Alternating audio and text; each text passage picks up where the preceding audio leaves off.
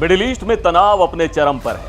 America और Iran के बीच पाकिस्तान में हुई शांति वार्ता बेनतीजा रही और सीज फायर भी खत्म होने के कगार पर है। एक तरफ अमेरिका ईरान के बंदरगाहों की नाकेबंदी कर रहा है तो दूसरी तरफ ईरान ने दुनिया के सबसे अहम समुद्री रास्तों में से एक स्ट्रेट ऑफ होर्मुज को लगभग ब्लॉक कर दिया है। अब इसी भारी बवाल और युद्ध के मंडराते खतरे के बीच अचानक एंट्री होती है चीन की। चीन के राष्ट्रपति शी जिनपिंग मिडिल ईस्ट में शांति के मसीहा बनने की कोशिश कर रहे हैं और उन्होंने इस पूरे विवाद को सुलझाने के लिए एक नया फॉर्मूला पेश कर दिया है। नमस्कार, मैं हूं सिद्धार्थ प्रकाश। चीन की सरकारी न्यूज एजेंसी शिन्हुआ की एक रिपोर्ट के मुताबिक चीनी राष्ट्रपति शी जिनपिंग ने मंगलवार को अबू धाबी के क्राउन प्रिंस शेख खालिद बिन मोहम्मद बिन जायद अल नाह्यान से मुलाकात की। इसी अहम मुलाकात के दौरान जिनपिंग ने मिडिल ईस्ट में शांति और सुरक्षा को बढ़ावा देने के लिए अपना नया 4 सूत्रीय प्रस्ताव दुनिया के सामने रखा है। इस प्रस्ताव के पहले पॉइंट में शी जिनपिंग ने मिडिल ईस्ट और खाड़ी क्षेत्र के देशों के बीच शांतिपूर्ण सह अस्तित्व के सिद्धांत पर जोर दिया है।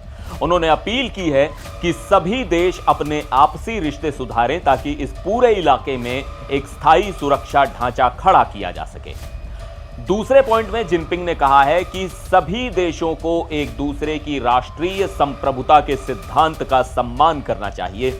उन्होंने साफ किया कि मिडिल ईस्ट और खाड़ी के देशों की सुरक्षा और उनकी क्षेत्रीय अखंडता का उल्लंघन किसी भी कीमत पर नहीं होना चाहिए। तीसरे पॉइंट में उन्होंने दुनिया को अराजकता से बचाने की बात कही। जिनपिंग का कहना है कि दुनिया को खौफनाक स्थिति में जाने से रोकने के लिए यह बेहद अहम है कि संयुक्त राष्ट्र यानी यूएन को केंद्र में रखकर अंतर्राष्ट्रीय व्यवस्था को मजबूती से बनाए रखा जाए। और चौथे और आखिरी पॉइंट में चीनी राष्ट्रपति ने कहा कि सभी देशों को विकास और सुरक्षा को एक साथ जोड़कर देखना चाहिए। उन्होंने वादा किया है कि इस पूरे इलाके की क्षेत्रीय प्रगति को मजबूत करने के लिए चीन अपने आधुनिकीकरण के प्रयासों को साझा करेगा।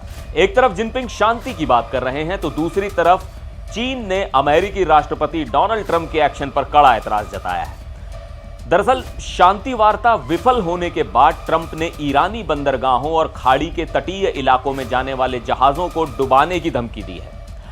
इसके जवाब में ईरान ने स्ट्रेट ऑफ होर्मुज को बंद कर दिया है और वहां से सिर्फ चीन जैसे अपने दोस्त देशों के जहाजों को ही गुजरने दे रहा है। चीन ने ईरानी बंदरगाहों की अमेरिकी नाकेबंदी को बहुत ही खतरनाक और गैर जिम्मेदाराना व्यवहार बताया है। मामला यही नहीं रुका।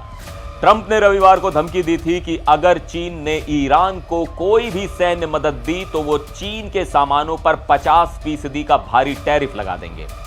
चीनी विदेश मंत्रालय के प्रवक्ता गुओ जियाकुन ने इन दावों को पूरी तरह मनगढ़ंत बताया है।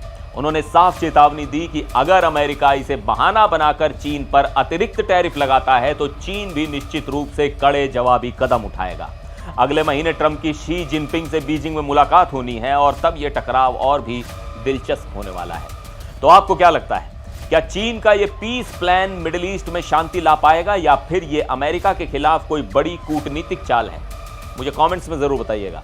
फिर मिलेंगे एक और वीडियो में। आप देखते रहिए एनडीटीवी इंडिया।